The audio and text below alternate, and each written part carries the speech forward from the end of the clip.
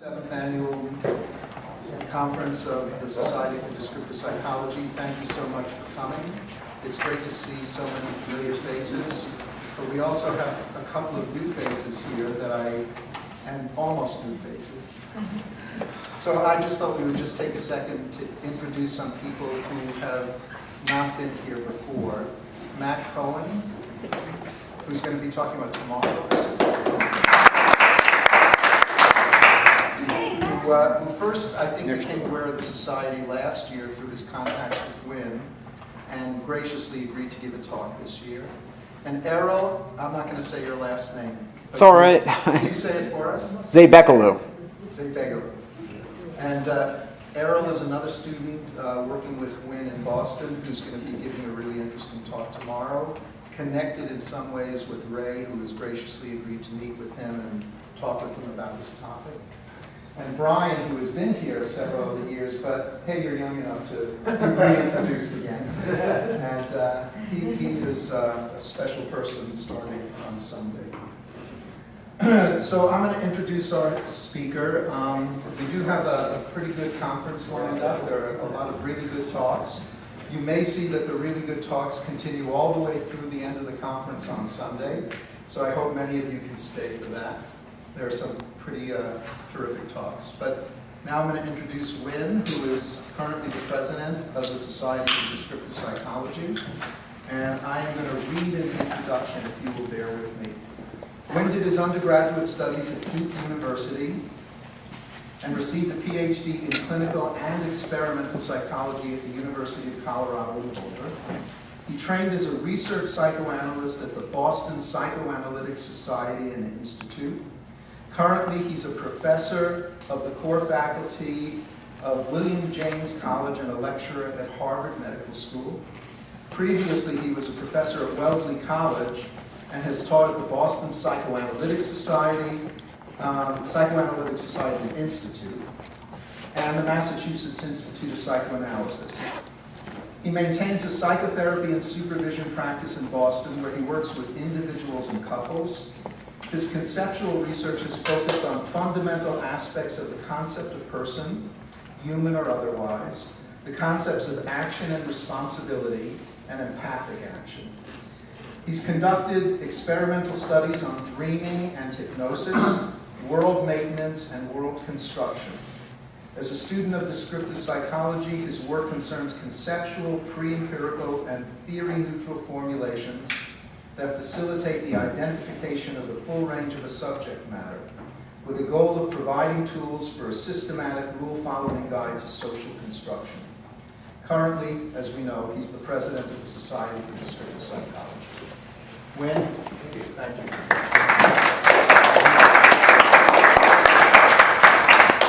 My first wish is to try to keep the expectations really, really low, because when I first decided to talk about this, I had a much clearer vision of where it was going to end up than in the process of working with it, where it's taken me. For the last couple of years, I've spent a fair amount of time in tutelage and discussion with some moral and legal philosophers, with some scholars on liberation theory and theories of justice. And one thing that's quite clear in engaging with those sorts of people in those readings is that they start with a person concept, but they don't start with a person concept that is as differentiated, as elaborated, or as coherently connected to the rest of the world as we have. But their manners of speaking felt compatible. What I wanted to do is to raise the question of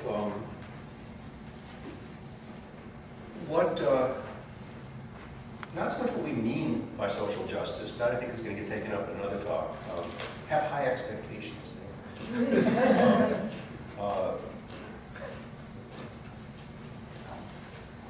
But what I'm interested in some ways, is what gets in the way of negotiation? What gets in the way of moral dialogue? what prevents people of good faith from getting on the same page? And that's the theme that I'm going to play with by looking at a variety of problematic issues, and then a kind of some leaps of faith about how I think social progress in relation to a restricted set of issues might unfold. I do think that what I was trying to do to begin with is to see clarity, and I think I found it. I think the clarity that I found was on how absolutely precisely clear uncertainty is, and how uncertainty is inherent in terms of the choices that are involved in deliberate action. In effect, in the words of the great yogi Bera, when you come to the fork in the road, take it.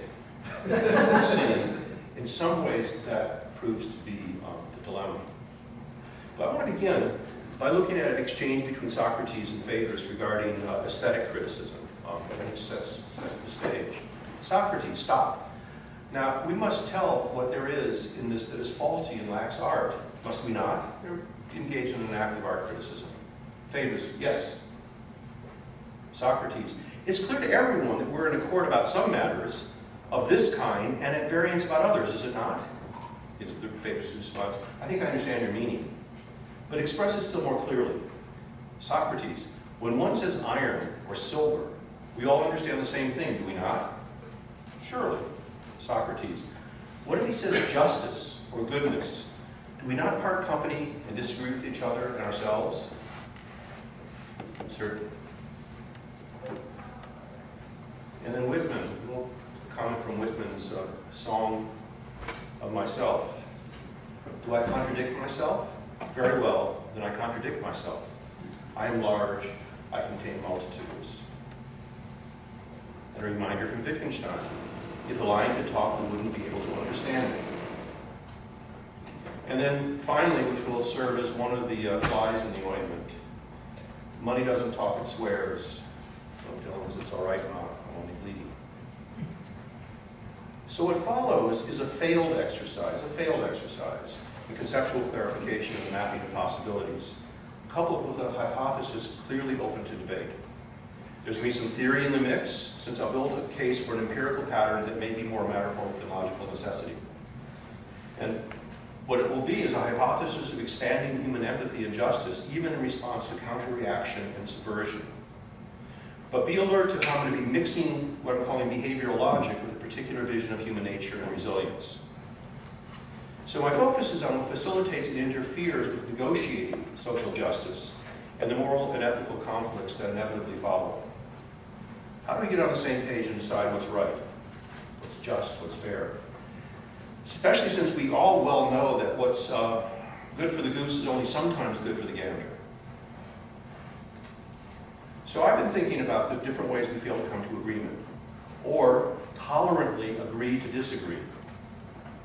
And this might involve empathy, the problems of shared meanings and appraisal, and good and bad faith reordering of priorities. There's also the problem of identifying who the legitimate stakeholders are and how much skin they actually have in the game. Before conflict can be negotiated, it's good to determine what the conflict is about and for whom and how significantly it matters. Do you really have a dog in this fight? Do you really care who wins? And is it okay to employ the metaphor of a dog in this fight? Before we can even hope to write on the same page, we face the semantic and conceptual problem of shared words and meanings. The old lexicon problem, which is, as far as I know, this community has some of the most significant tools to manage that problem. The absence of shared meanings plague communication, especially when we employ psychological concepts in theory. Take empathy or fairness. What do we mean by these words? If I'm empathic, am I feeling your pain in my body or soul? Or am I merely understanding your painful predicament and conveying that understanding to you accurately and in a manner that allows you to feel safely and tolerantly understood? Does empathy require both shared feelings and accurate understanding? Can it be a matter of more or less? Can I empathetically understand you without being sympathetic? Can I appreciate that your reasons are sensible, yet remain in firm opposition, perhaps even using my understanding to undermine your position? Do I have to be on your side and feel your pain? Is empathy always relevant, or is it simply a matter of having reason enough to socially align with or without empathy? These sorts of questions, these questions about how we share in a kind of core sets of feelings or values, appear within family, neighborhood, and tribe, and may come to violence, especially when there's little in common except contested turf. The disagreements about fairness and social justice are cases in point. Consider the conflicts provoking outrage and violence that surround race, age, and gender. Consider the principled or ruthlessly self-interested fights concerning income inequality, racial and ethnic profiling, religious expression, abortion, marriage equality, climate change, and so on. How do we understand that rational people, carefully attempting good faith, come to very different positions? Different communities within our pluralistic nation clearly define themselves and go at each other with differing worldviews and choice principles. This is one of the standing conditions of cosmopolitan liberal democracy. Another point, which is that throughout this, I'll be describing, I'll be using the term liberal democracy, liberal constitutional democracy, and I'm using this in the technical fashion of those societies which allegedly were supposed to be one that have a constitution, and a constitution that in some ways makes a fundamental point of focusing on rights and freedoms and the liberty to pursue goals that are then going to be protected through a rule of law, and that involve, at least in theory, equal protection of citizens and some curious definition of who citizens are, but equal protection and rights for citizens and a separation of powers.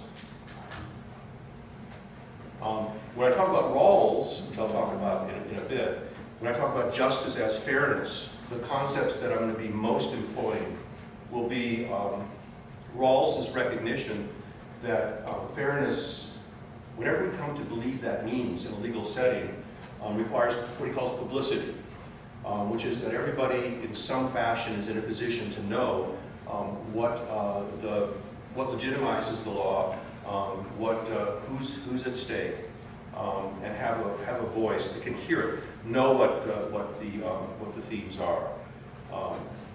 It also requires, in Rawls' terms, institutions that will openly and competently enforce the law. And further, and this is one of the key points that we're going to get screwed up on a little later, that the citizens, those who are defined as citizens, have potentially an equal voice. And so I'm going to wonder what gets in the way of the voice. And I'm also going to wonder about the notion of politics being one of the essential political solutions having something to do with locality. No doubt, there are irreconcilable differences that cannot be negotiated away, but only understood. Some differences that can be tolerated with integrity, and some that can't. And some that never get fairly negotiated because of some hidden fly in the ointment, some unspoken or unrecognized agenda. I'm going to try to describe the position of this fly in the fly bottle, to anticipate what undermines a fair or just negotiation. And with John Rawls, I'm going to identify justice as involving and requiring a concern with publicity and fairness. Similarly, following Hannah Arendt and Pete Osorio, I'll assert that moral dialogue and negotiation require an accurate presentation of both one's evidence and the values that serve as the basis of judgment. I'm going to wonder what gets in the way of that happening, what keeps the fly stuck. I'm going to assert that within liberal democracy, now I'm talking in the technical sense of ideal theory, and that's another big problem I have with these philosopher friends, which is the distinction of a kind of ideal manner and then the problems that actually occur on the ground. But I'm going to assert that within liberal democracy there's an inevitable increase, and this will be my hypothesis, which has a sort of the artistic diagram that I stole from the web where I steal all my other images. Not from Disney, because they get you. But so far, nobody has said a word, although your publication always has the sense to not use my illustration, but to pull ones that you probably have control over. Creative Commons. Yeah. Yeah, that's the one you see. Gotta think of it. So I'm going to assert that within liberal democracy, there's an inevitable increase in the equality of the disenfranchised, despite corresponding reactions and conflicts. So I'm going to take a Martin Luther King kind of position on this, which we're going to go back to. And then I'm going to show what's wrong with my hypothesis. Would you say that again? That within a liberal democracy, I'm going to repeat this in a different form later on, that there is an arc towards justice that's inevitable, given for disenfranchised populations, in spite of the fact that there's going to be pushback and conflict. That what's good for the goose may not be good for the gander, but that the goose is probably going to have its way in the long run, under certain conditions. My position will be different from claims such as John Gray's of an inevitable and all-powerful repetition compulsion that makes progress a myth. There's a whole set of counter-arguments that progress and social justice, that any kind of social advancement in terms of equality is a myth, and it's undermined for all sorts of reasons. But at least in my reading of the current philosophers who seem to take this position seriously, it just feels to me, from a position that I actually know something about, a misreading of Freud and a misreading of the concept of the repetition compulsion. And from a particular sour view of human nature that I think also corresponds to the reading of Freud. I'll return to this theme when I remind us that our human condition does involve an inescapable animal nature, but also our status as persons, capable of deliberate action. The ability to engage in deliberate action will be part of what can help change the themes of what a person finds thinkable or tolerable. And the notion of what's thinkable and tolerable will serve as kind of the centerpiece of the later part of my talk. A bit more stage setting. A pluralistic, cosmopolitan, constitutional democracy, which is what we're supposed to have, this big mixing bowl, that's ideally divorced from aristocracy. You don't give them, their landed rights, nor based on comprehensive totalitarian ideologies or religious systems. These are sort of fundamental features of most readings of the Constitution. Take conflict and competition as a given and necessary condition for progress, a progress that is more or less orderly. The state has the right to enforce its status through armed violence. Power does flow in some ways through the barrel of the gun. The state has the right to enforce its status through armed violence, but citizens not acting as representatives of the state do not. The state can jail you, but your neighbor can't. The church can excommunicate you, but is forbidden from stoning you to death for your transgressions. Now, a little bit of a digression. Even on matters of law and enforcement, we may do so for very different reasons. The social psychologist Jonathan Haidt believes that Democrats and Republicans generally differ regarding what he calls their moral foundations. What I think Rawls calls what they find intrinsically reasonable, and Osorio describes as intrinsic perspectives and motivations. Haidt identifies the dimensions of care harm, fairness cheating, liberty oppression, loyalty betrayal, authority subversion, and sanctity degradation. These are just things just to see that they have some contrasting poles. As he calls the taste buds of morality. The themes that these different people in these different parties tend to be especially sensitive to, but in different ways. He's gathered decent empirical evidence that some of these perspectives are significant for the average member of both parties. There's a kind of common ground, and some of these perspectives only some people care about, and strongly care about one party, and do not care about or oppose in the other.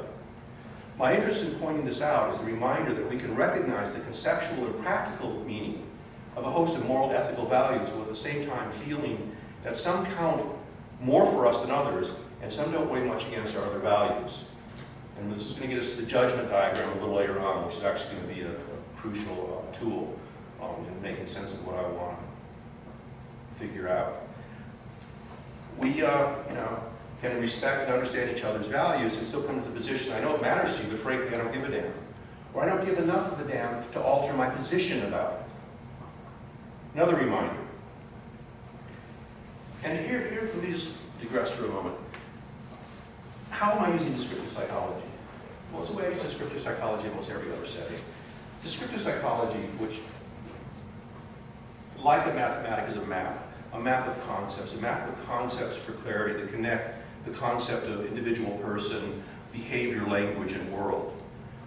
It's this abstract network of this middleware that allows us to coherently get from one set of ideas to another, and a whole set of reminders about how things can go wrong. The way I'm using descriptive psychology here is to apply some of the tools to this particular question. But I am mixing theory in. I am mixing all sorts of other things in. What I'm using descriptive for is essentially a set of reminders to try to keep me on a kind of path. And of course, as it keeps me on that path, I begin to see what's wrong with some of my positions. Another reminder, our world and our relationships are subject to reformulation. And when we reformulate our worlds, we don't deliberately put ourselves in a worse position, given what we take to be significant, what we hold significant. The attempt to maintain or improve will be one of the engines of change and of conflict. But here's another question. What if we don't competently recognize our world for what it is? Or our reasons for what they are? Or what if we do, perhaps dimly, but keep the self-knowledge unavailable for consideration and negotiation? We may be reluctant to even acknowledge to ourselves what counts. Will you admit your racism, your sexism, your homophobia? And you can bet your bottom dollar, whatever falls in this domain will remain under-examined and under-socialized. This helps keep the fly stuck in the fly bottle and balances up the works. So what I'm going to be moving towards is the notion that, there's values that we celebrate, that we're public about. There's values that may be operative in our behavior and in our judgment that we're reluctant to examine. And there may be theoretically values, ways in which we're appraising our world that we can't acknowledge at all. I'm a psychoanalyst, I'm supposed to believe in that stuff. But it's pretty low, I think, on the list of ways in which people actually act. But I'm wondering about those features of motivation, I'll be wondering, that one can't bring to the table, or one won't bring to the table, yet are still part of what's going on in the negotiation, which keeps it from being a good faith negotiation. If we can't or won't negotiate, we're not in a good position to reorder our priorities, come to a compromise, or change our minds. Moral dialogue and negotiation, again, given the Osorian and the Hannah Arendt position, requires showing one's hands, putting the cards on the table. But sometimes we don't even know we've held an important card back, perhaps up our sleeve. And sometimes we know damn well, but are too ashamed, awkward, guilty, or anxious to acknowledge it. This is a problem in good faith negotiation and compromise. Compromise, an interesting word. We can compromise from our sense of fairness, or we can feel compromised through coercion or in collusion. Freud conceptualized unconscious compromise formations as mechanisms undermining deliberate action and leaving deliberate actions bungled or pathologically ineffective. A compromise formation involves a self-recognized motivation compromised by motives operant but resistant to awareness. This is the sort of compromise that keeps the fly trapped in the bottle and partly informs Gray's claim that progress is a myth. I'm going to return to this theme in a bit. I'm going to try to make a reasonable case that starts with the premise that we are most fair and want justice for those we find simpatico, the people we can identify with, and include within our closest and intimate relations. These are the people we readily understand, share in their pain, and are on their side. These are the folks in our inner circle, closest to our hearts. But how far can this circle extend? What of other circles that may or may not overlap with ours? How do we develop a sense of care or concern or negotiation with them? So I'm just taking it again as a point of granted that the people that we're intimate with, that the people that that we share, that we have common identity with, are the people that we probably most care about, generally speaking, in terms of whether they're getting a fair shake, how they're treated, how they feel. And the way they feel, especially when we're talking about intimacy, a shared identity, affects us to our core. We do, to some extent, feel their pain, which is a theme that I think is quite interesting. may or may not be relevant to some of our concerns. Certainly may not be the concern when we're not talking about empathy, when we're making a judgment about groups of people that we feel very little in common, but may or may not want them to get a fair shake. How far can the circle extend? Who we include within our intimacy, within our sense of family, and what about those that we don't? Some thoughts on empathy and judgment. Putting myself in another's shoes so that the fit is comfortable for both of us requires knowing myself and knowing you. Empathy that matters involves action that accurately and immediately takes into consideration the significance of what both of us intends, while managing to portray that understanding in a mutually tolerable fashion. This is a paradigm case of mutual empathic engagement. As a social practice, this involves at least two people deliberately revealing, observing, and critiquing theirs and their partners' values and status. It's the role of empathy in negotiation, in part. Empathy involves appreciating how others make their judgments. Self-knowledge requires knowing how I make my judgments. Speaking practically, self-knowledge and empathy are kind of two sides of the same coin. This experience of mutual empathy helps coordinate moral dialogue, but is not essential. Empathy involves appreciating how others make judgments.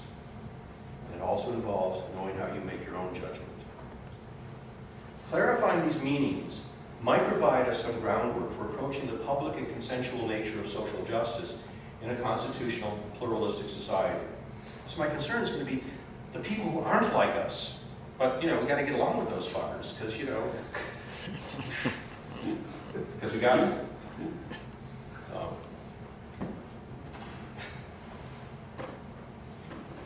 We're all so similar here that I can say that and feel inclusive, right? Nobody's on the outside of It's this. shared language, yes. So I'll take that risk. Sometimes things are happening. Clarifying these meanings might provide some groundwork for approaching the public and consensual nature of social justice in a constitutional, pluralistic society. This, in turn, I think supports a hypothesis for the inevitability of an expanding and shared moral ethical perspective that shapes cultural progress. A perspective that needs to be shared by at least enough people for it to become a significant choice principle. It won't be shared by all. It needs to be endorsed by a significant group of leaders with the power to maintain the perspective as part of the public political agenda. This supports the public awareness of the plights and potential rights of others. So this goes back to the question, Lori, that this funny diagram is about. Inevitable emancipation is founded on two basic ideas, my hypothesis. The first is that people act persistently to maintain or improve their position. And the second is that the possibility of an ethical perspective is inherent in deliberate action. A person can choose to be fair or not, and can learn about the plights and desires of another person, and then decide how to proceed, how to respond. So my hypothesis, within a common democratic society, there's got to be a lot shared to begin with. A structure that resembles a noisy, upward trending wave describes the social progression of the disenfranchised. The y-axis represents the society's toleration or acceptance of an increased or redistributed set of rights, and the x-axis represents historical time. Now, theoretically, you could have a flat midline or a down midline, but what I'm arguing is within a certain restricted sphere, an upward trend is inevitable, in spite of the fact that at no place along the curve do you know where you're going to be. The relationship between progression and reaction is irregular. At no point on the wave is there any assurance of the direction the curve will take next. This is the uneven ascending curve of emancipation. People hold on to their gains as best they can despite expected adversity. This, I think, is the behavioral logic that supports Martin Luther King's premise that the arc of the moral universe is long, but it bends towards justice. So how does this look in social practice? Some answers may be found in sorting through a set of questions. Do we reorder our priorities when we reconsider something we strongly don't like but find we can tolerate? How is this different from confronting fundamental violations of our moral and ethical integrity? You know, can I tolerate the fact that you act that way versus things that you do that I simply can't tolerate? Disagreement that is tolerable versus disagreement that is intolerable. How is it that reasonable people can change their minds about some moral issues, say marriage equality, while remaining irrevocably in opposition to others, for example, abortion? Do we think through our actual values? Another question. When a public identification of them in ourselves and others becomes an embarrassment, do we become embarrassed when it becomes clear the positions we're actually taking? Now, embarrassment now is going to take us to the notion of the communities that we value. Or do we bury them deeper? How does a sense of us versus them shift and reconfigure? And what are the thorny dilemma of being a person and an animal? And is this utterly distorted when corporations are treated as persons? After Citizens United, if big money's interests are at stake, does a conflicting position have much of a chance of being heard?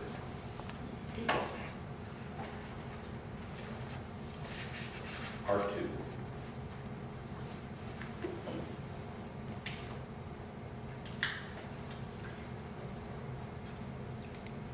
So reminders from Soria. A person values some states of affairs over others and acts accordingly. A person will not choose less behavior potential over more.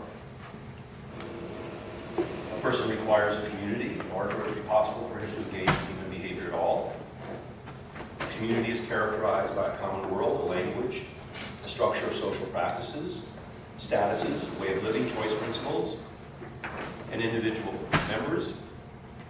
To engage in a deliberate action is to participate in a social practice in the community. These are all reminders that we know from the maxims. Here's the problem with my hypothesis, one of the problems. Unequal voices undermine the hypothesis. The inevitable art of social justice requires the possibility of an equality of persons.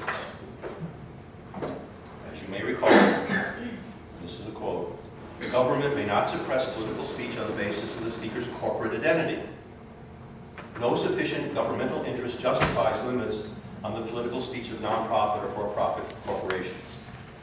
Citizens United versus the Federal Election Committee. So I'll warn you in advance, where I'm going to be moving now has many loose ends and considerable uncertainty. Again, the tension I want to explore involves what is public and open to negotiation, and what is private and will not be revealed except under special circumstances. This shapes the playing field where conflicts of justice are presented, but maybe not decided. But bear in mind, even for the courts and legislatures defining the law, the very varied public sentiments prepare the ground for changing legal outcome. This is very clear about the Supreme Court's 2015 decision on marriage equality, which there's no reason to believe would have been likely had there not already been a large acceptance by a critical mass of individuals throughout the country, and through a number of states already supporting it. The sociologist Stephen Lukes reminds us that power involves the ability to control the agenda and establish the topic of public conversation. That power is going to define publicity. The vested interests that shape the public agenda are always in play among individuals who have their specific and idiosyncratic abilities and dispositions to influence each other. We don't all influence each other on a level playing field. We have different powers and dispositions to do this. But this is warped when the values in play are hidden or the power to influence is vastly uneven. The values involved in an individual's negotiations can be hidden deliberately, or they can be hidden in self-deception. But on a large social scale, political and moral dialogue is distorted by the weight of big money interests. We all know that money doesn't just target screens. It buys the agenda by billboarding its propaganda or its position. And currently, the powers of corporate capitalism are overwhelming in forming the public conversation and social agenda, given that corporations now have some of the legal status of persons, at least in regard to speech and money. Let me remind you, social justice and economic justice are intrinsically intertwined.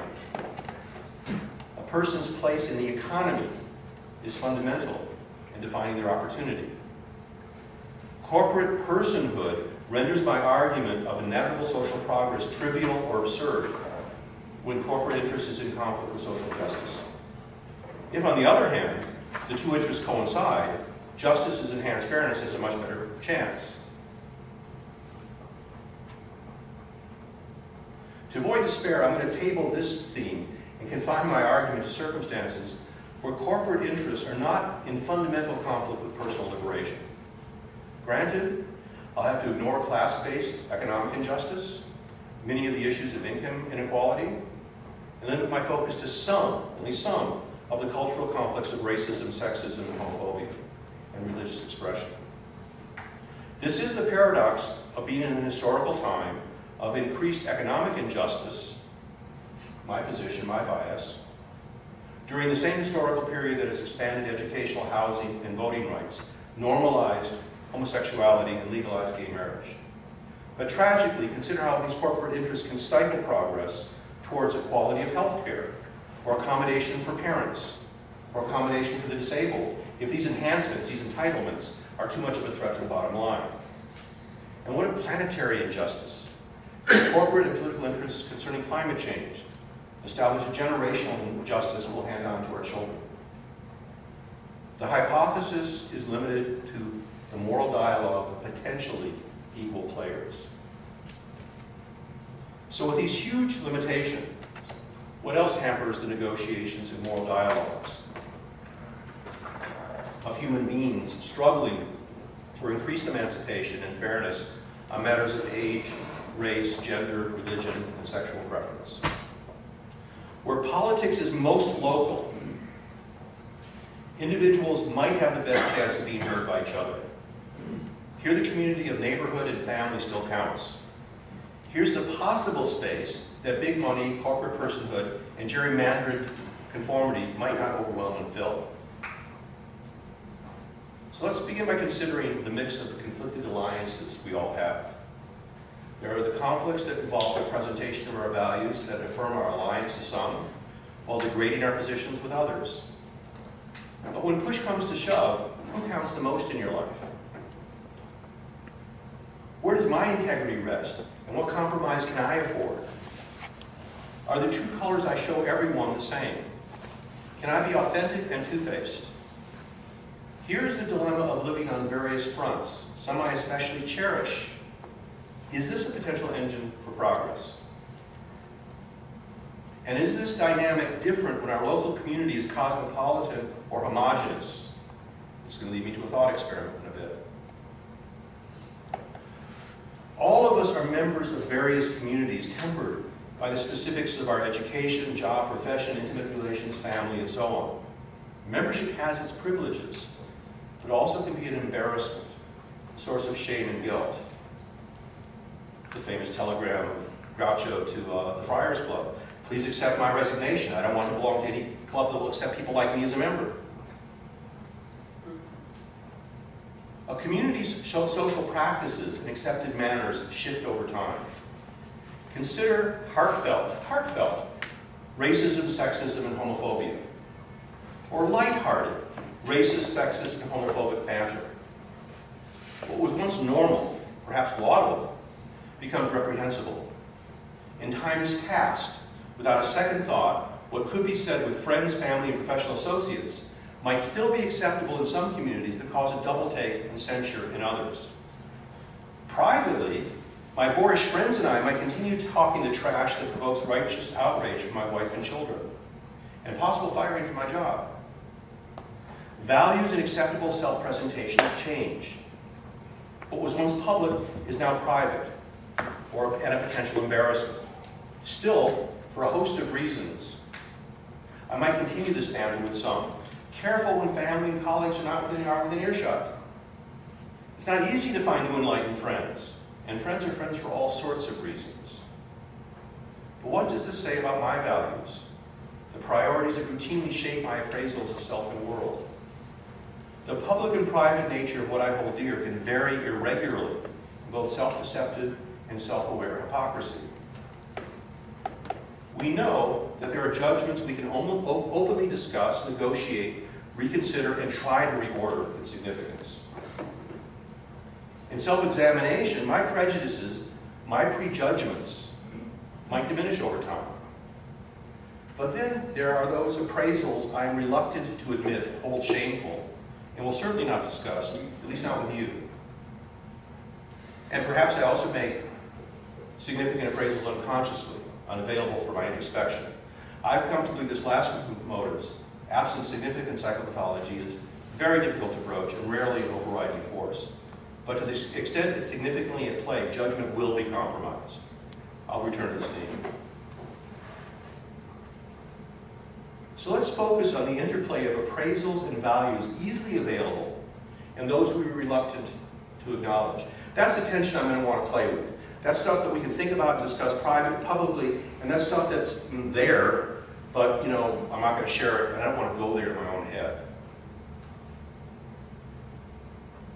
The reluctance I'm interested in is not simply a concern with social censure, but more along the lines of a reluctance to even go there with myself. This isn't the domain of secret glee, but of shameful impulse.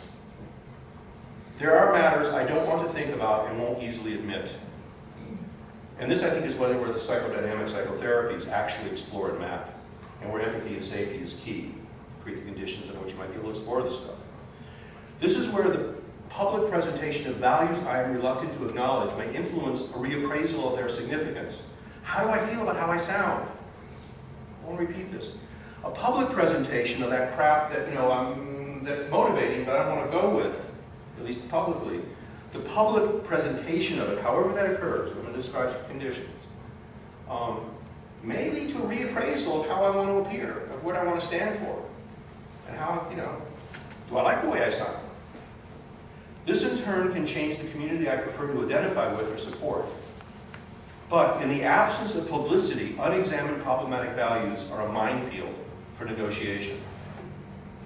Now, in the service of exploring these themes, let me introduce in a moment the psychodynamic judgment diagram as a way of representing the nature and consequences of a person's values and circumstances that are most accessible, those that are hidden in avoidance, and those truly unconscious. Now, you all are, that's who's mine, not yours, aware of the classic presentation of the judgment diagram. I'm going to be using this by altering to what extent the person finds aspects of the circumstances and the way they're weighing their judgments available for self-consideration or for negotiation. And so I'm reworking it this way, and with this there's going to be a bit of theory that I think actually holds true to the nature of us, and that there is a set of circumstances there's a set of circumstances that I can easily recognize where I'm in a position to try, should it be important, to reassign weights. I can reconsider how I'm weighing my hedonic, prudent, ethical, and aesthetic perspectives. That doesn't mean I can change them that well, but it means I can at least try, I can think about them. There's a domain in which I can revisit my judgments. I can reconsider my position. And in sharing with you my position, you might be able to convince me or show me reasons to change my ways. And this is where generally we have the greatest flexibility.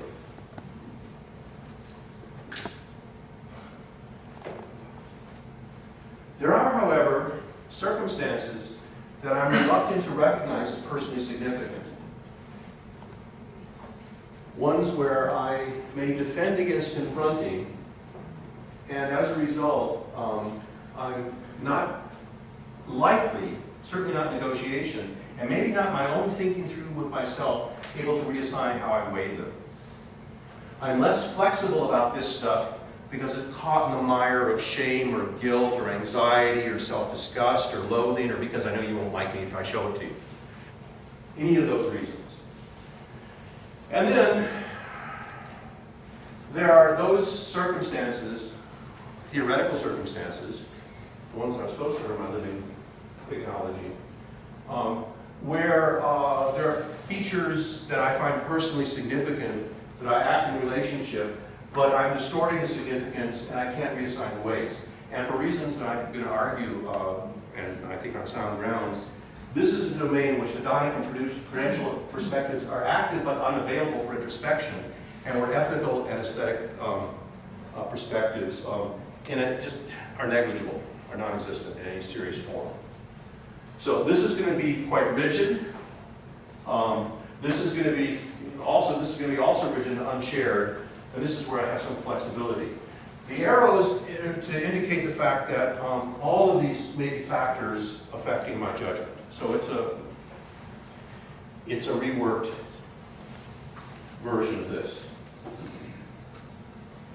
Now, for simplicity, I'll refer to these motivational groupings, these collections of values, as domains or zones 1, 2, and 3. 1, 2, and 3. With 1 being the easily shared and accessible appraisals, 2 being the domain I'm reluctant to acknowledge, and 3 being the dynamic unconscious. Notice the connection between reason and motivational weight. The greater the weight, the greater the motivational priority. But unfortunately, and this is a logical point, there's nothing that requires the content with the greatest weight to be in zone 1. We'd like it to be that way, and probably ordinarily it is. But there's nothing formally that requires that, that those weights that count the most in terms of shaping the unfolding judgment and behavior. There's no logical reason why it has to be in zone 1. We can be strongly influenced. We can guide our behavior strongly by that shit we don't want to talk about, don't want to admit, don't want to look at. People can be reluctant to acknowledge or unconscious of the actual weights relevant to their appraisals. And you can be sure that to the extent people don't know or acknowledge their priorities, their negotiations may falter and appear in bad faith. And consider the interplay of zone 1 and 2. Zone 1 and 2, and ask, in the privacy of the voting booth, what values ring loudest? Brief reminder, Osorio identified 4 family resemblance groups of reasons people are doing what they do. Hedonics, prudence, ethics, and aesthetics. And I'm going to just take it for granted this group knows how these things unfold. I also want to remind us that these domains of intrinsic motivation can be complementary, independent, or they can be in conflict. How individuals weigh the relative significance of these motivations define important aspects of their character, their true colors. These patterns of significance, implemented in various ways, define the through lines of our lives. What I'd like us to notice is that domain 2, the domain of reluctance, the domain where I'm reluctant to go or to examine,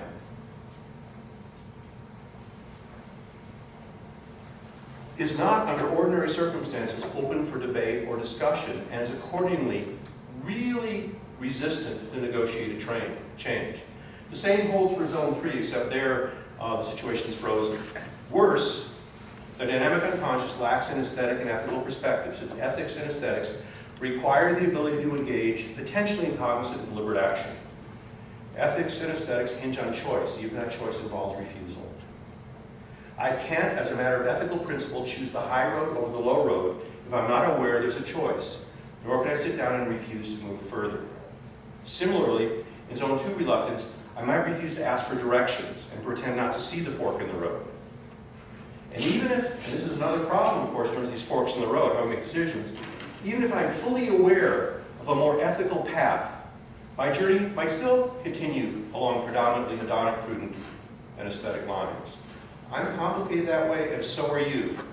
Doing what's ethically right is not always our top priority. But back to the question of getting domain 2 out into the light of day. Because this is what I do as an analyst. This is what I do in couples work. This is a big part of my job. It's to make it safe enough so the stuff people are reluctant to look at, they can at least bring to the table, so that they can sort of negotiate what difference it makes in their actions and in their relationships. So one of my concerns is how do you get people to consider this content and to move it into the domain of the public? And by that I simply mean something that can be shared. Does the fork in the road lead to degradation or accreditation? Now, set up for a thought experiment.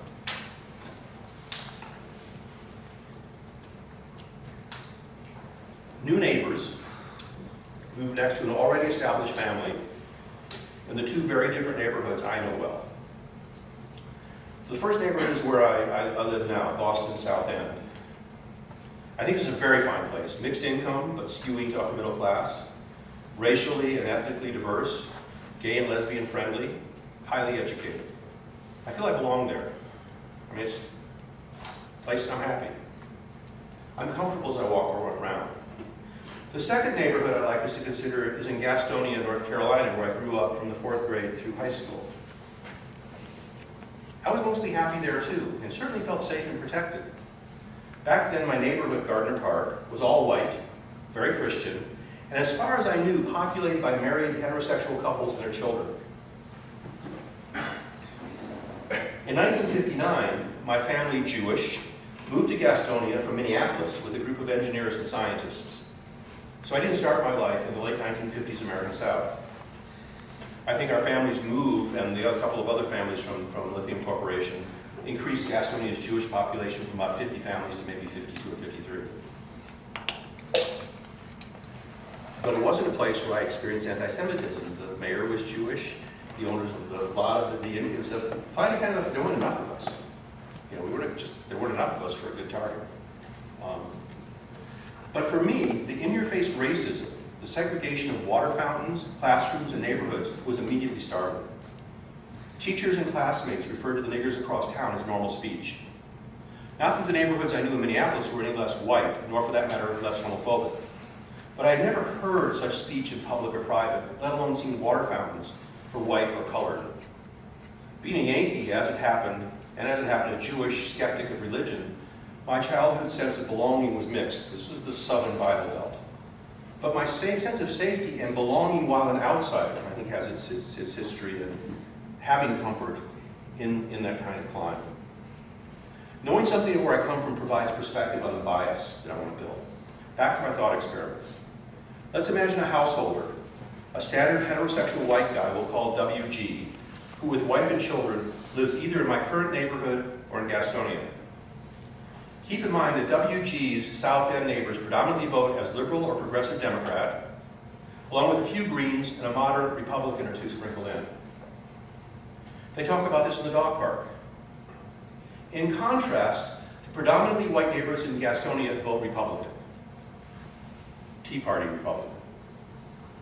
In both places, WG fits in as one of the acceptable types and values this and wants this for his family. Now the new neighbors. First in the South End. In the condo below WG, a mixed-race gay couple moves in with their dog. The couple who moves in above is a white heterosexual couple who also, as it turns out, have a dog. WG likes dogs. WG and his wife, being neighborly, a neighborly sort, sexually invite each new couple in for drink and conversation. One more imaginary fact.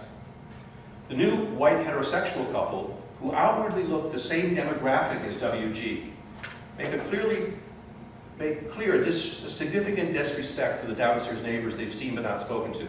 They think they braved the gay South End. Now the same setup, but in Gastonia. The new white couple expresses concern. They want to be warned before buying into a mixed-race neighborhood. Speaking loudly, without a second thought, WG's new neighbor wondered which of the gay men was the wife. So here's my question. What do we imagine WG actually feels about his new neighbors? How does he talk to his wife and children who have witnessed these encounters? So, the experiment is that WG's got a gay mixed race couple and a white heterosexual couple in both ends, both situations. He wants to fit in both. He's got a wife and family in both situations. He's heard homophobic and maybe racist comments in both communities. And let's add another feature to our thought experiment. For whatever reason, the gay couple prove over time to be thoughtful, helpful, and friendly. The white couple, not so much. Like all bad thought experiments, we must limit ourselves to these being the only stated facts. Back to the psychodynamic judgment diagram.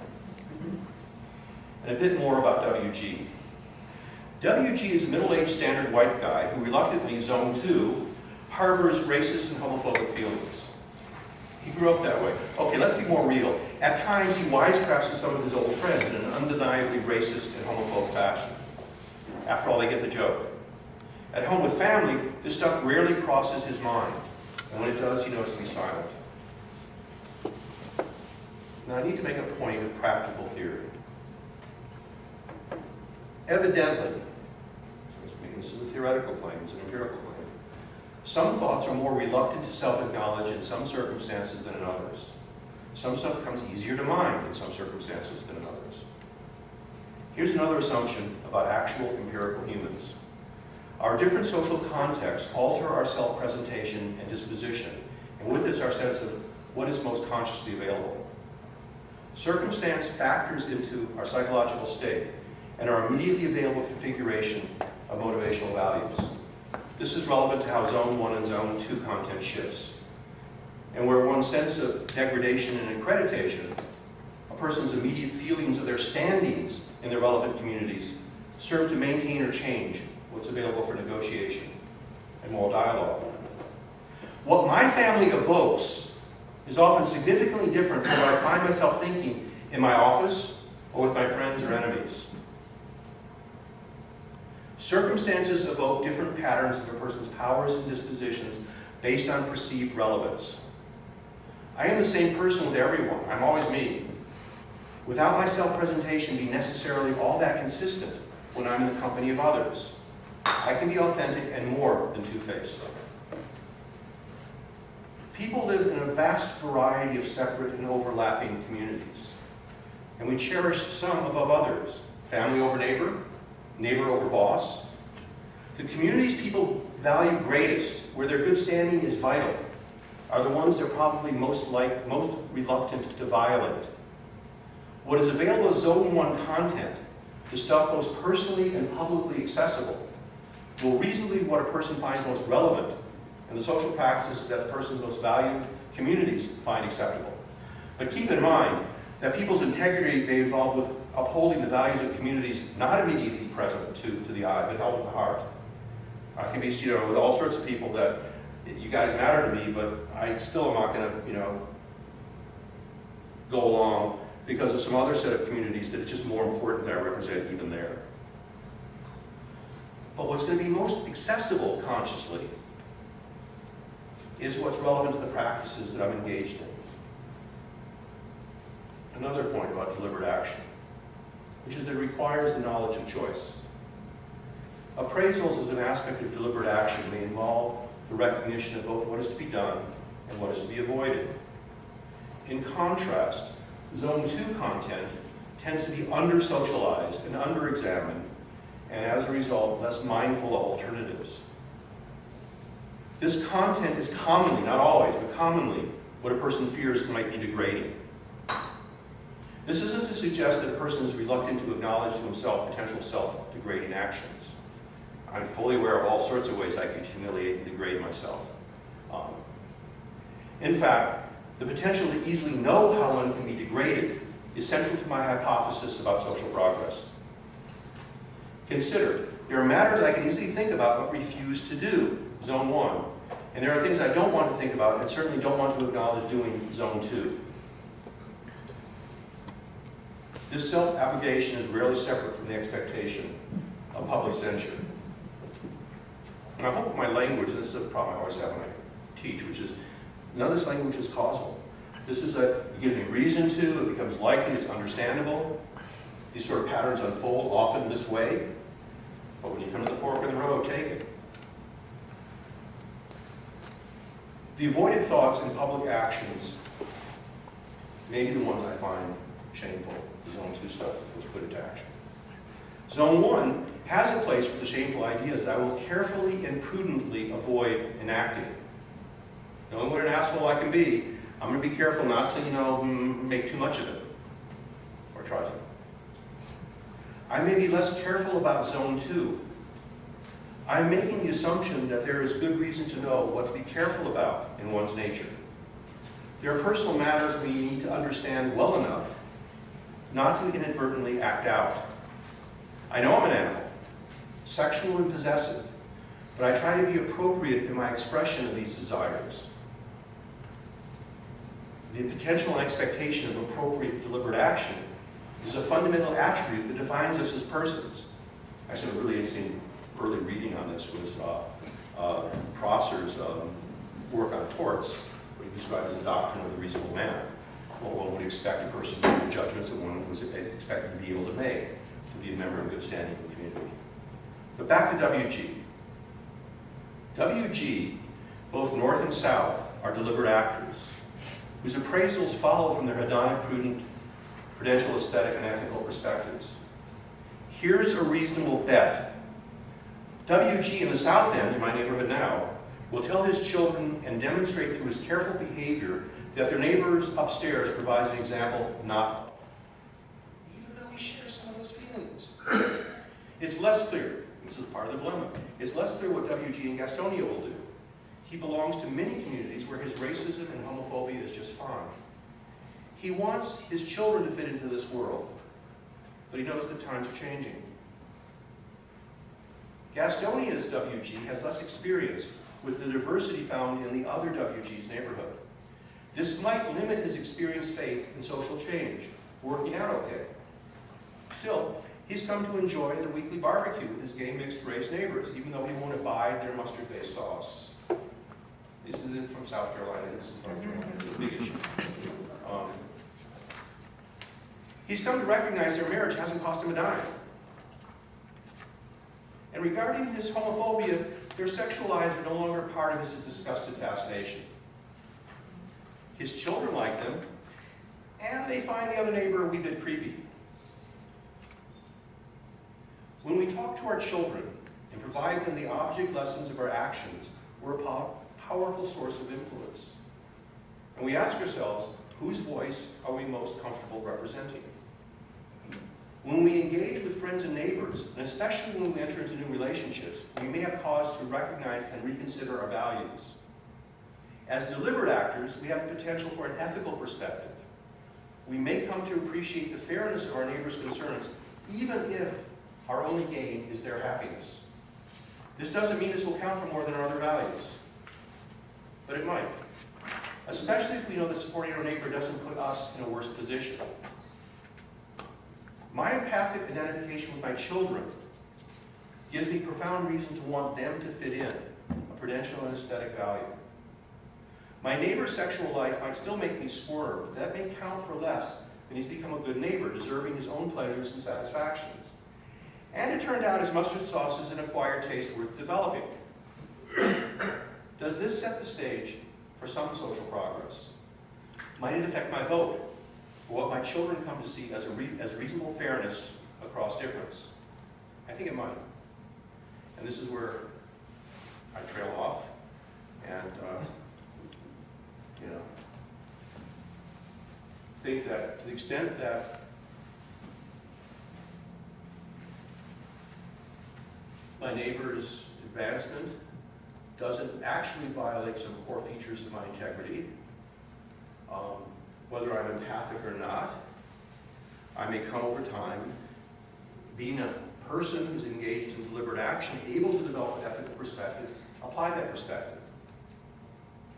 That requires that I have to be able to see the situation and recognize I have a choice of sorts. The choice I take may have a lot to do with the communities that I think are going to continue to be the ones that are most meaning to me. I do think that we've seen this historical unfolding in regard to gender issues. I think this pattern has been very clear in regard to aspects of religious freedom. It's certainly been clear, although conflicted, in terms of children's liberation. There's a host of areas where, insofar as big money, don't create the impossibility of there being a robust public dialogue. We'd be able to see more and more representatives of people doing things that, in effect, we might not like so much, but it doesn't cost us a dime. It doesn't cost us too much. And we concern ourselves with how we appear with our children who may not have the same vested Zone 2 and more reprehensible Zone 1 content. So that's my talk.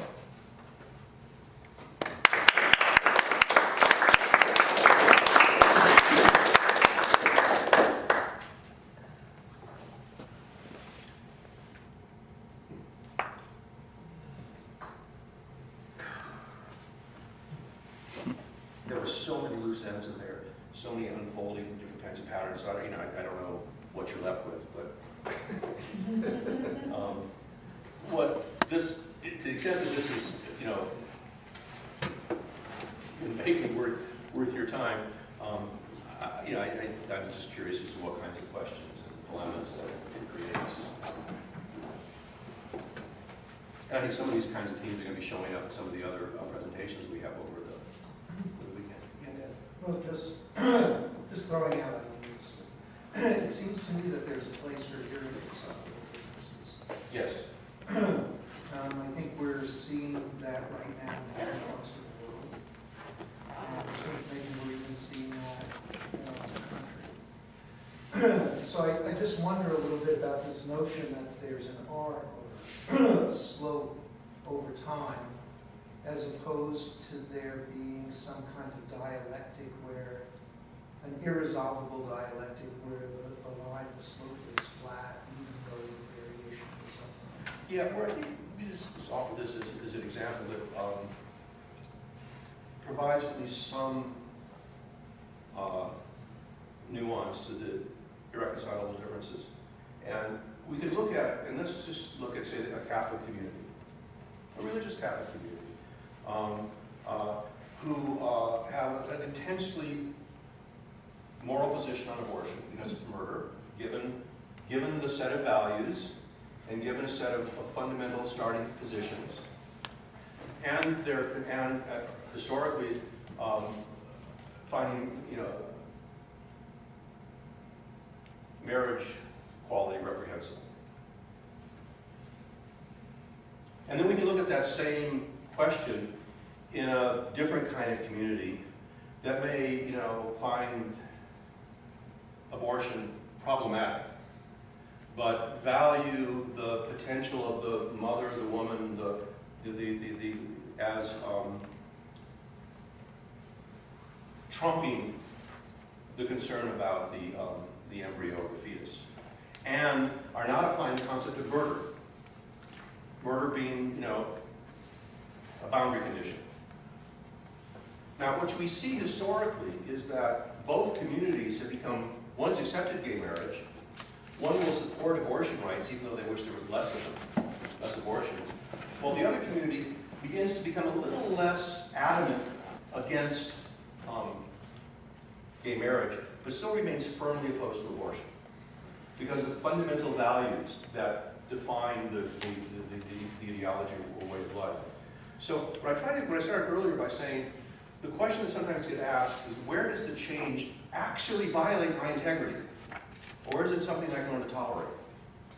When we apply murder, it absolutely violates my integrity, not mine, because I don't think it's murder. Because I'm applying murder to the concept of person in a different way, to the deliberate act. But it's understandable if should a person begin that way, that becomes an unmovable position. And we see that there, how things will unfold over time is very unclear. I'm also trying carefully to try to define this within a community that has a certain set of accepted laws and common conditions, such that the minority presumably does have a voice. But again, a voice that I think is stifled through economic concerns. So I think it depends in some ways. Is the values that are shifting, will the value shift if it involves something that involves a fundamental violation of integrity versus something that's just hard to tolerate, or that would seem to be a violation of integrity, but that just doesn't count as much?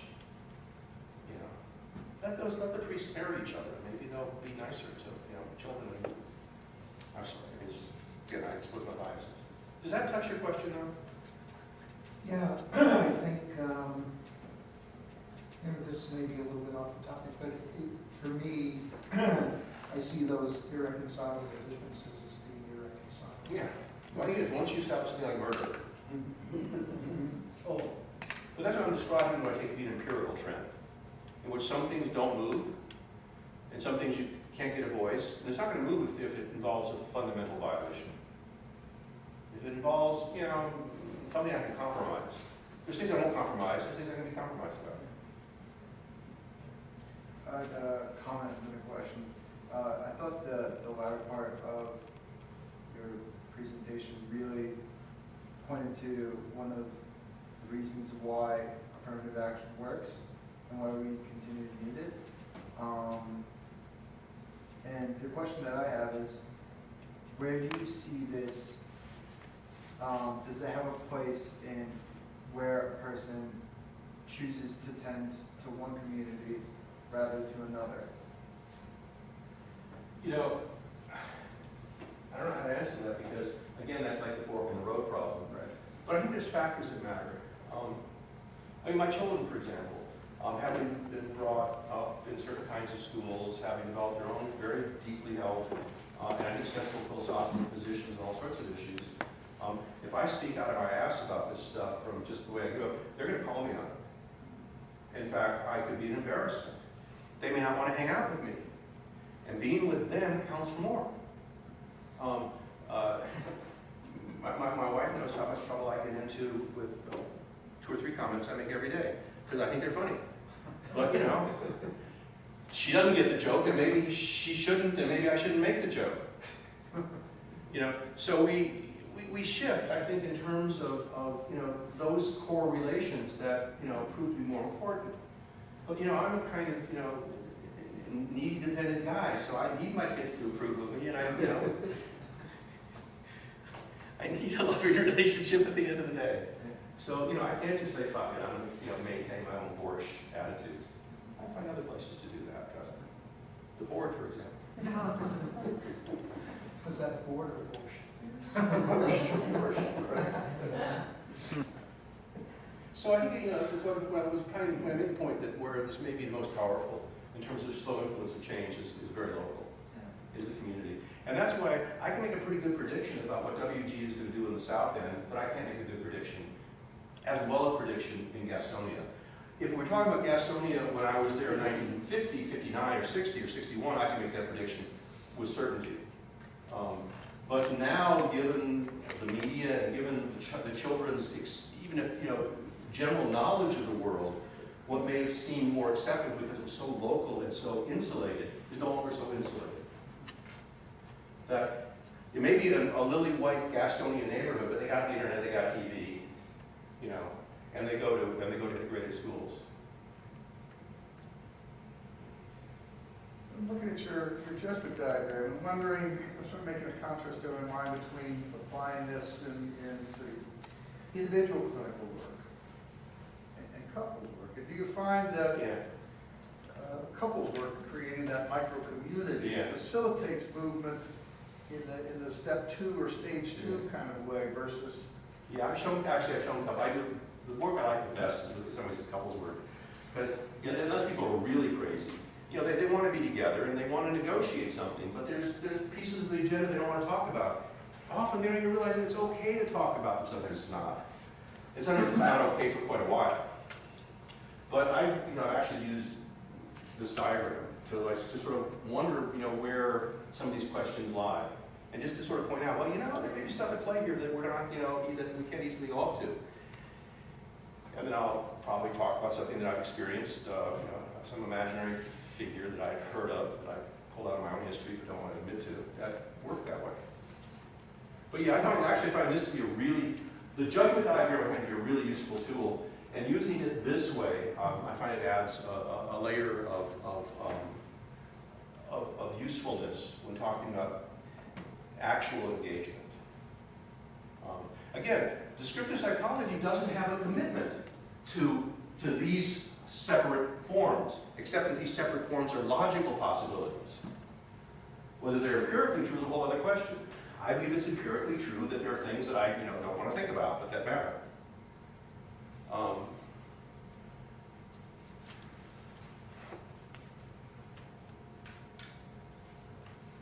Well, so I guess I'll move in the other direction, away from individual to larger society and societies. I'm thinking about some of the things I always assume, which is that if you look at circumstances, if you look at this up and down, you look at bad economic times, bringing out more prejudice in general, anti-Semitism, prejudice against blacks, etc., against immigrants, etc., and so forth. So I think those circumstances go up up and down for larger reasons outside of ourselves, with societies and Sure. economics, et cetera. Which is why the point of economic injustice may trump all these other concerns in all sorts of ways. In a similar way that it may drive the format of the circumstances in such a way that it shapes the dialogue. Well, yeah, I'm not sure I think of it as economic injustice. I think of it as that the worse off people are sometimes, the worse they treat other people sometimes. That's not always true, but So you think adversity doesn't bring the best out of us? no, I think it does not. That's right. It tends to make us Yeah. mean. Yeah. And Yeah. the other thing I guess I think of in terms of maybe would come under reasons is, I guess I tend to think that, to me it seems like overall human nature is such that everyone has a reason, but not individually necessarily, but in general, people have a reason to want to put down somebody else to feel superior. You know, I think that that's not true. I think it is often the case, but I don't think it's inherently true. I don't think it's that it's true I think for it's every too often the individual. case. But for instance, if you look in wider societies, every country has some group that they're down on and that they treat poorly. Sure. Almost every single country. Different groups for different countries, but you don't see hardly a society that does not do that with someone. And it gets worse, as I said, when circumstances are bad, during wartime, during economic depressions, et cetera, it comes out worse. So I don't know Lenny whether Bruce's I routine get on there. midgets. Lenny Bruce's routine on midgets is useful for this.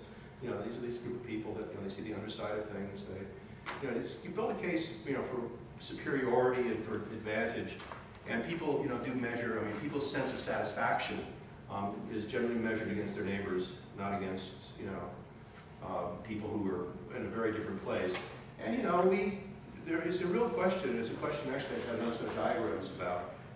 They have to do with emotional competency, which is to what extent a person's manner is that they take pleasure in your neighbor's falling down versus become sympathetic and want to help your neighbor when he falls down. And I think there are different configurations that based on manners of child rearing, manners of managing one's own anxiety that are in fact predictive. In fact, we have empirical data on this that suggest that certain patterns of feeling cohesive make it easier to want to support your neighbor's, you know, bad fortune rather than, you know, being happy about your neighbor's bad fortune.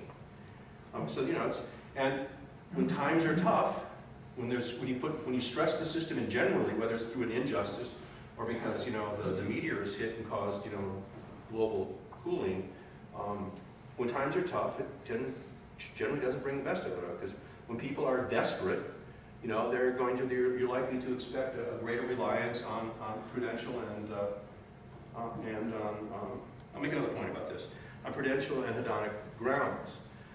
Part of what I think is, it's a whole other set of diagrams, but what is quintessentially human for us that follows as a logical possibility of deliberate action and cognizance is an ethical and an aesthetic perspective. We don't see good evidence of this in, you know, non-humans. We don't see it in very robust forms in all humans. But it's given that it's a logical possibility, a formal possibility for motivation to make choices based on the category of fairness, justice, the level playing field, golden rule, what have you, that one is in a position to look at things that way.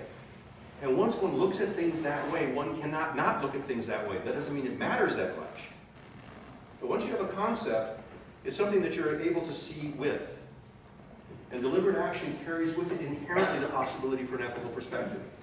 And I think it's that, and the sense of people wanting to put themselves in a better position, that in some ways is the engine for the aspects of progress that I'm interested in here. That having an ethical perspective inherent as a person quality makes it possible to make judgments on what is fair for another individual.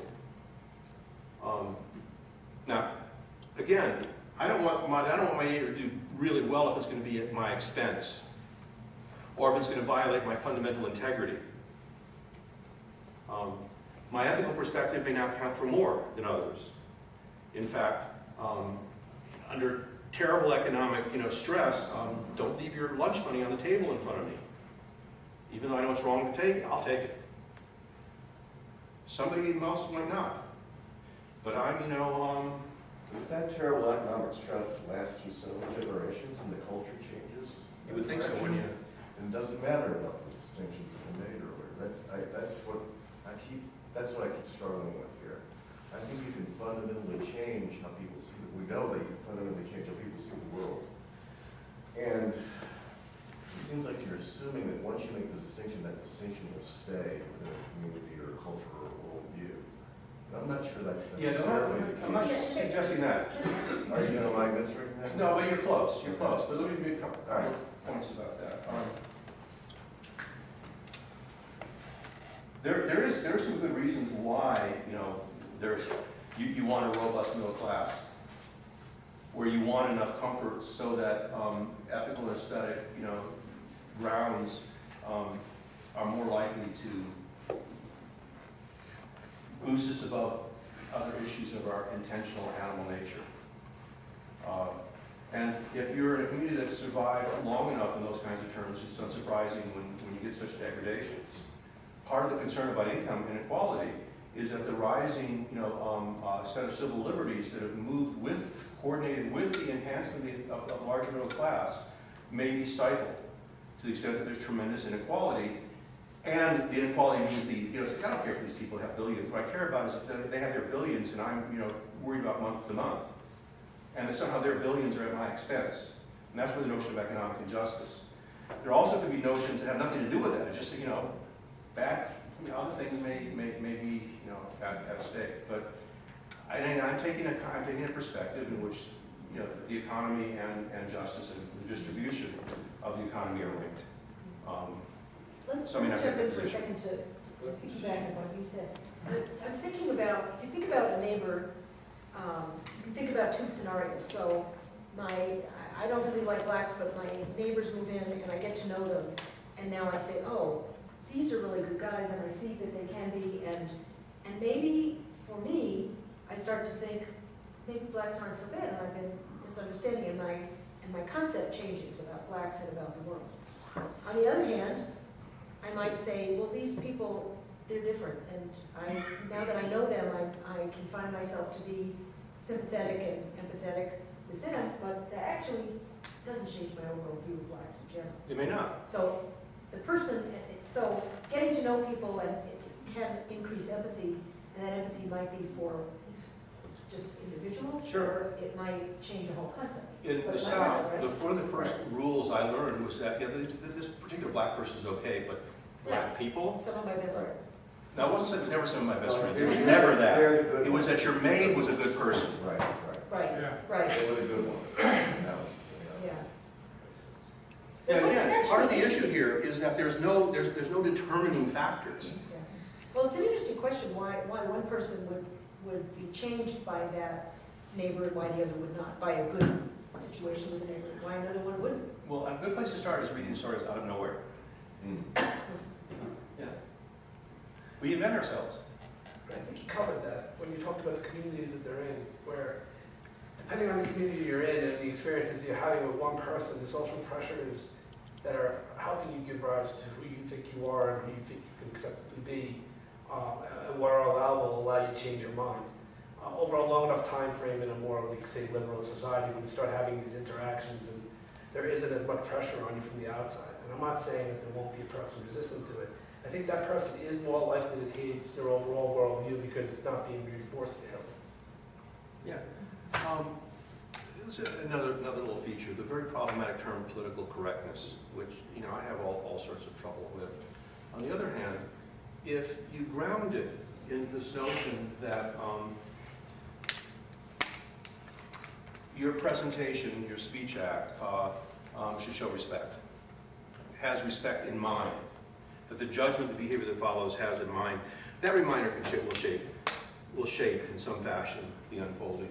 Unless, of course, you want to disrespect, want to degrade. The degradation accreditation format, I think, is quite helpful for here.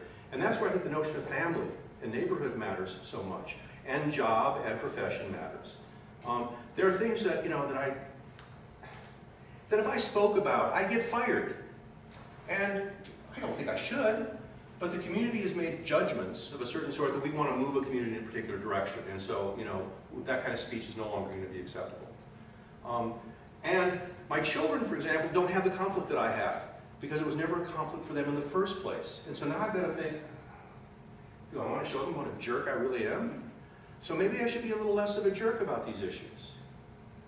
So I do think that it's within, that's within sort of generational change, one way or another, that serves as one of the engines of progress as justice in terms of emancipation of the disenfranchised. That's what I think. So again, I'm just building a case. It's not a logical case, except it has a certain kind of logical format based on this notion of people will persist in maintaining or improving their position, and people can develop an ethical perspective as inherent in deliberate action as a person. Those two facts alone, I think, serve as an engine for positive change. With no guarantee, because given that people are engaged in deliberate action, they can also say, fuck it, I still want mine.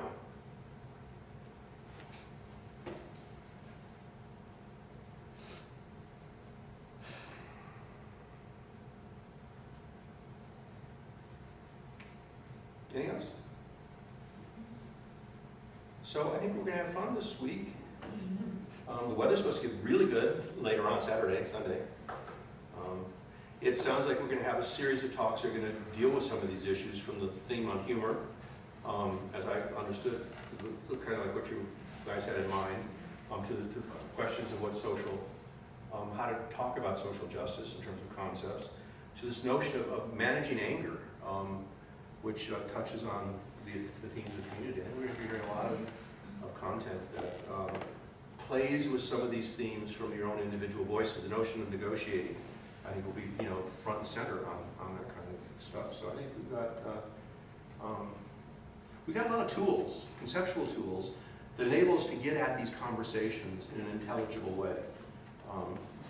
And given the fact that none of us are determinists anymore,